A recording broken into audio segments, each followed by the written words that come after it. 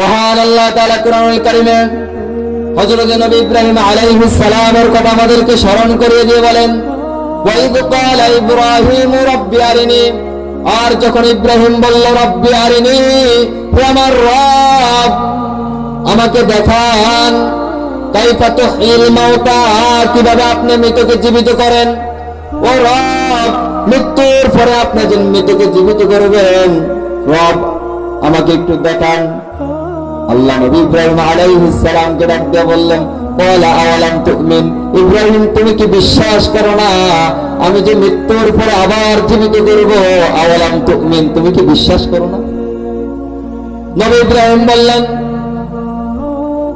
ক্বালা বালা ওয়ালাকিন লিয়াতমাইন্না কলবি, কেন নয়, হ্যাঁ অবশ্যই বিশ্বাস করে, অবশ্যই বিশ্বাস করে মৃত্যুর পরে আপনি যে জীবিত করবেন আল্লাহ, তবে লিয়াতমাইন্না কলবি, যদি মৃতকে জীবিত করে আমাকে দেখাতেন রব আমার অন্তরটা প্রশান্তি লাভ করতো। সুবহানাল্লাহ, আরো জোরে বলে সুবহানাল্লাহ। আল্লাহ যদি এই মুহূর্তে মৃত্যু কোন জিনিসকে জীবিত করে দেখাইতেন, আমাদের অন্তর প্রশান্তি লাভ করতো না?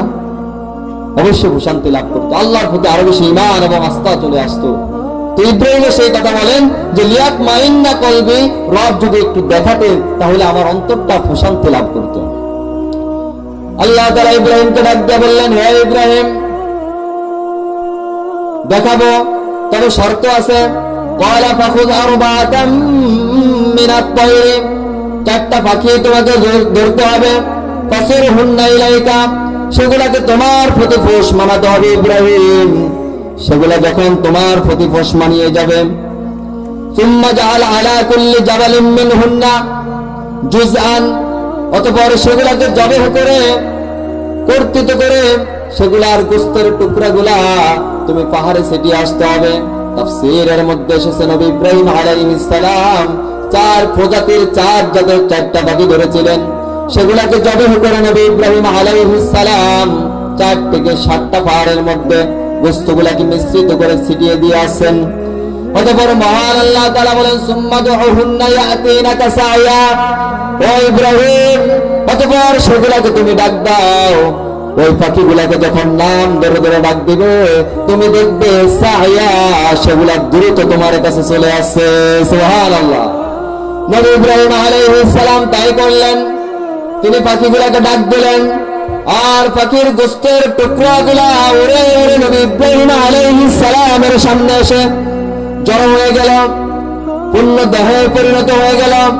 নবী ইব্রাহিম আলাইহিস সালাম পাখির মাথাগুলা নিজের কাছে রেখে দিয়েছেন, একটার মাথা আরেকটার দেহের সাথে যখন লাগান ওগুলা আর জোড়া নেয় না, যখন সেম পাখিটার মাথার সাথে ওই পাখিটার দেহটাকে লাগিয়ে দেন, সাথে সাথে পাখিটা জীবন্ত নবী ইব্রাহিম আলাইহিস সালামের সামনে থেকে উড়ে যায়। সুবহানাল্লাহ। আল্লাহ দেখিয়ে দিয়েছেন যে কিভাবে মৃতকে তিনি জীবিত, সে আল্লাহ তাআলা মরার পর আমাদেরকে জীবিত করতে পারবেন, পারবেন না?